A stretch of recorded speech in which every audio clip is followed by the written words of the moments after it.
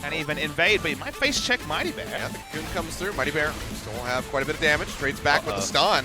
Goes in onto him. Mighty Bear maybe in a bad spot. Doesn't want to dice over the wall. Now we'll be walking back in. Linderong hovering nearby, but instead Blank's going to jump forward. Knocks him off the scroll. Has the red buff to slow him up. Easier said than done. It's still Faker being able to roam from the mid lane with the global. Oh, hello. Mighty Bear. Blank comes over the wall looking for Mighty Bear. Weaver's wall being rode in. Faker will arrive, and Mighty Bear should go down. Glitterland slows him up. They try to hand it over to Faker, but just have to be a bit more cautious, make sure he doesn't make it out somehow. So Blank takes the kill. 2 on the board now, and Bang trading up here onto Songyun. That's going to be the chain of corruption coming through. Locks him up. Faker going low. Will. I said Tara. Faker here to join though. They're one and the same Speaking at this of point. Tara. Then they're all going to be jumped on. Blank will go down as Mickey arrives. Throws the culling down, but it's straight into the face of a very angry Crocodile. And he is yet again on the hunt. Flashes over the wall. Faker following in. He's low on mana. Mighty Bear arriving. Cocoon not going to connect, and Mickey makes it over the slice and dice. Takes Tara through, but can he get the hit? One more will do it. There we go. They create vision where they want to attack the ROX Tigers. And that's just wherever they want, and they've got even globals too to throw in. Well, it's going to be the top lane where they want to attack this time. Seismic shove, not going to connect. I'm a young child, and I can identify that this movie is awful. Cocoon comes through, Wolf going to get locked down. He's just going to get burst out as Keith finishes them off with the hook, but Mighty Bear will fall as Faker arrives. The Seismic shove takes him down. Blank leaping in, trying to finish off Songyun. Won't be able to get it, but they should be able to get that tier 2 turret. Faker rides in, looking for the kill, but might have bitten off more than he can chew. Has the Zonias try to buy some time, but it's really just a waiting game.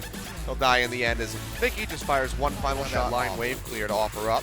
Bit damning that he actually chose to hook the Renekton and missed. Chain of corruption coming through, and Tara going to get locked down. Wild Growth comes in, trying to keep him alive, even with the dominance, but that last turret shot will take him down as Mighty Bear claims the kill. Faker is alone on the side, flanking in, just firing away with the threaded volleys, trying to finish him off, flashes in to try to get the last hit. Now Linderong coming back into the fight on the backside. The cleanest from SKT, but they get the objective they're setting up for. Chain of Corruption started this all. Talia in the backline, still not with massive damage, so while she's zoning and forcing members of ROX to back off, they take down Mickey. From there, very difficult to get much more. The flash doesn't really register anything from Faker, so a misfire there. Linderong cleans up Blank. Nothing else really comes from a much faster charge time, or cast time I should say, on the hook. If Linderong can finally start bossing around the Renekton, the answer seems probably yes, and here's also the Lucian. Charge will come through yet again. Bear Trap comes down and Mickey arrives. Has that play of the Fruit King ready to go, and Tara trying to trade up the calling, just going to be tickling him from behind. Will be able to get him in the end. Through mid lane and back away. Oh, he's smelling it. Blood in the water, finds the hook, drags him back in. Wild Growth not going to be enough.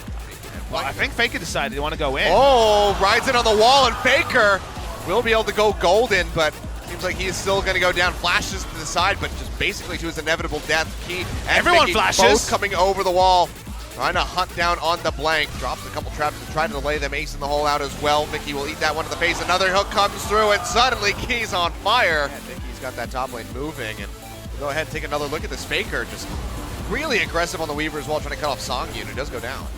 Predicted where he was going to jump off, or maybe even had time through the animation.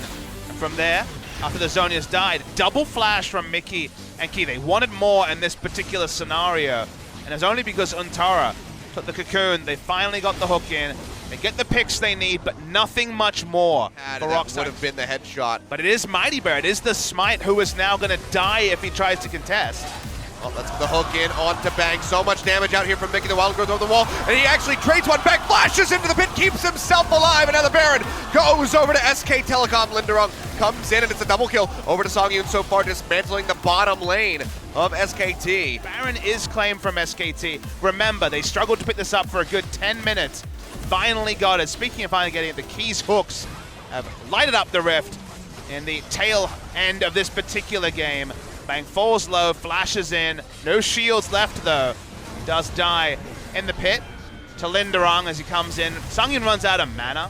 Needs to be able to weave in spells. We'll wonder what to make of SKT in this particular match, as Blank's gonna get hooked. Oh, yeah, there we go. Gets locked down. Cocoon comes straight away. Wild Growth's in. He flat jumps to the side, but will still be taken down as Songyun finds another kill. Faker chasing in with a threaded volley, just trying to chip him away. Has the side swing shove in onto Key. Has to hightail it away because of that calling. Waves, they don't have vision of the Blitzcrank. Here he comes. Hook not going to connect. Wolf Using that whimsy, gets himself a little bit more movement speed, cut into the side. Top. Inner turret does go down as Zentara gets that for himself and his squad. They're trying to outduel this Renekton, but it's actually losing this time around. Will lose Skarl, but Mickey is on the way. That's why he wants to commit in, and Zentara in a bad spot, identifies this, just wants to try to trade out, finds it! Swipes his way through with the final Q. It does get, still playing with fire as he goes forward, the flash to the side, and Key, ooh, just a frame away from hitting that hook. Zentara turned onto him bot lane. Pixels away, rather. And Tara, yeah, does get jumped on, goes dangerously low. The calling comes out. Wild Growth thrown down, and he still will fall over the wall. Mickey. Around that 4,000 mark. It's actually only 3.5. Yippee. Weaver's wall comes through. Separates the team a bit. See how much follow-up there's going to be. Blank leaping forward, looking for Mighty Bear. Just absolutely destroys him with the help of Bang the charge. Don't have any vision. ROX give up the Baron, trying to make a play for the Elder Dragon, but like you mentioned. That moment here for ROX Tigers. Cannot contest either objective, will lose out both.